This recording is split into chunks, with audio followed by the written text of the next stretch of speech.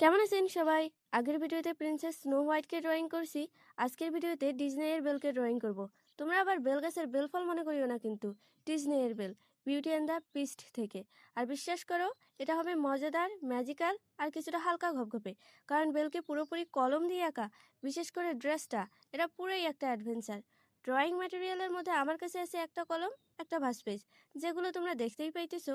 আর আছে অনেক ধৈর্য, যা হয়তো মাঝপথেই শেষ হয়ে যাবে। সমস্যা নাই, তাহলে আমি আবার শুরু করব। প্রথমে বেলের মুখের আকৃতি আঁকবো, এরপর হেয়ার, আর তারপর ড্রেস, একদম স্টেপ বাই স্টেপ। তো সুন্দর করে তোমরা যখন মুখের আকৃতি দিবা, দেখবা যে একদম সেম টু সেম, হুবহু আলুর আকৃতি হয়েছে। তো তাতে অজ্ঞান হওয়ার কিছু নাই, আবার চেষ্টা করবা, দেখবা যে এবার পারফেক্ট চাপা লাগা প্লাস্টিক বোতলের মতো হয়েছে।